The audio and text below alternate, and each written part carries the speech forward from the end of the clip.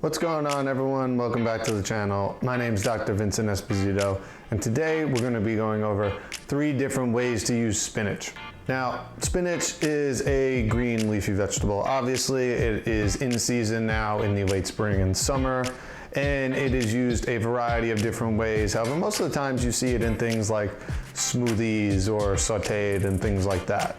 I personally find it great to put in soups and sauces towards the end of the cooking stage, so you don't really get much of the spinach flavor, but it's an easy way to add greens to whatever you're eating. Now, spinach is a great source of vitamins A and C. It's also a great source of the B vitamin folate.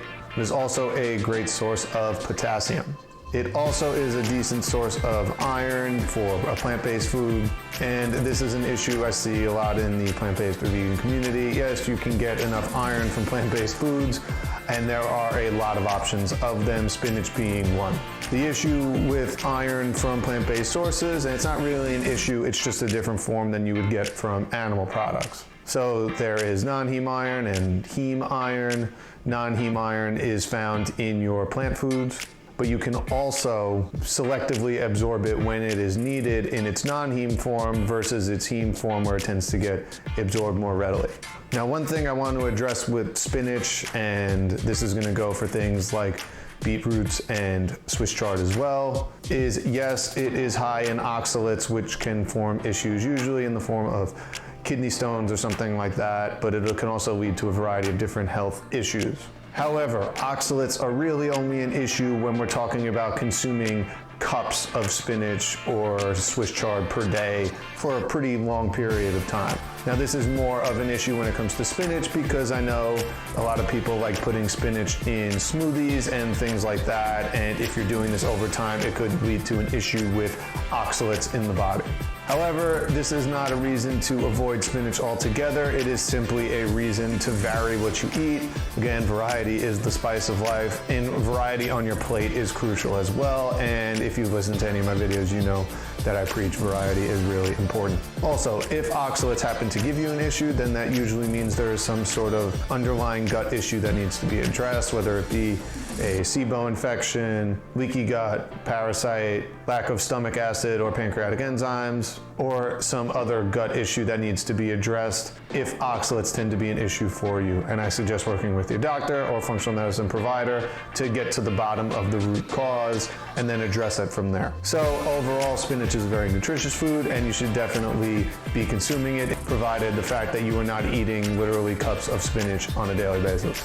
So let's get to the recipes for today. So we are going to be making a vegan cream spinach. We are going to be making a vegan spinach and artichoke dip. And then we are going to be doing a spinach and kale pesto. So I hope you enjoy these recipes. If you do, please like and subscribe. Again, coming up with videos every week on healthy plant-based cooking. And if you're interested in learning more or cooking with me, you can check out the live cooking classes. They will be linked in the description or the comment section below. But with that said, let's stop wasting time. Let's get right into the video, and I will see you on the other side. Okay, so we're gonna get started with the coconut curry cream spinach first. So we're gonna start with a little bit of olive oil, and then once that's hot, we're going to be adding some shallots and some sliced garlic, a little bit of salt, just so we can kind of sweat that down, and we're gonna cook it for about 4 minutes until it's fragrant and those onions are translucent, those shallots are translucent. Going with about a tablespoon and a half of curry powder, and this is obviously going to add a lot of flavor. And then we're going to start adding our spinach. So we want to get in, as much as we can. It's going to cook down, so you might have to do this in batches.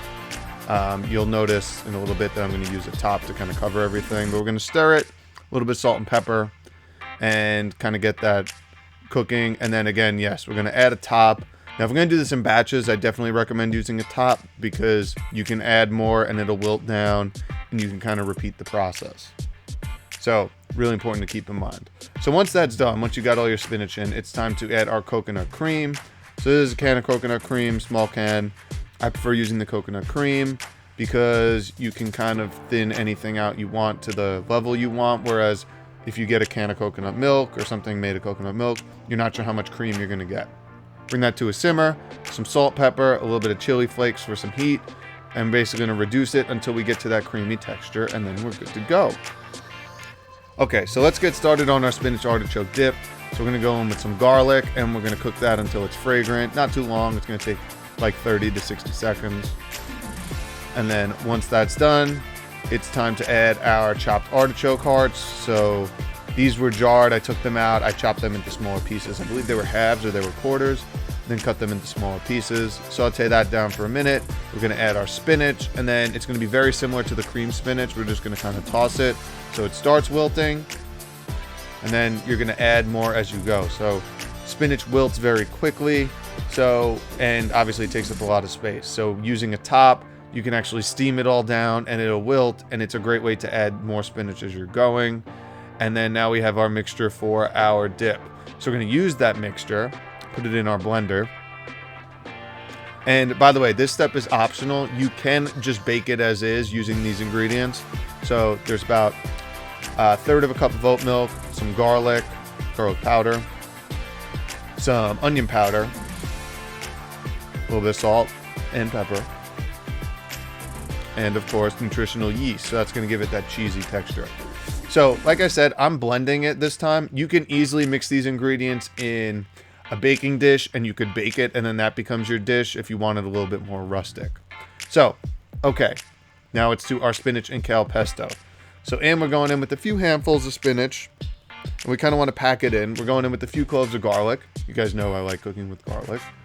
And of course some kale. Now I love making pesto with kale because it adds kind of like a brightness and crunchiness that you don't really get with other herbs or things you use in pestos often. So adding some almonds, some lemon juice, a little bit of salt, a little bit of pepper, and you can add red chili flakes if you want it spicier. And of course we're going to add a little bit of olive oil. If you don't want to use too much olive oil, you can use water, or I actually prefer veggie stock. It'll be a little thinner, you can use less, but veggie stock adds some flavor. And there we go. And those are our 3 recipes today. So, like I mentioned, I did kind of puree the spinach artichoke dip. That is totally optional. You can simply combine all those ingredients and put them in a baking tray. Pestos are super versatile. You can use them on literally anything, and cream spinach is an awesome side. So I hope you enjoy these 3 ways to use spinach. Again, if you haven't heard, we have started online cooking classes, so there will be information in the description below if you want to join me twice a week in cooking healthy plant-based meals. Looking forward to seeing you there. And until next time, take care, guys, and I will see you next Thursday.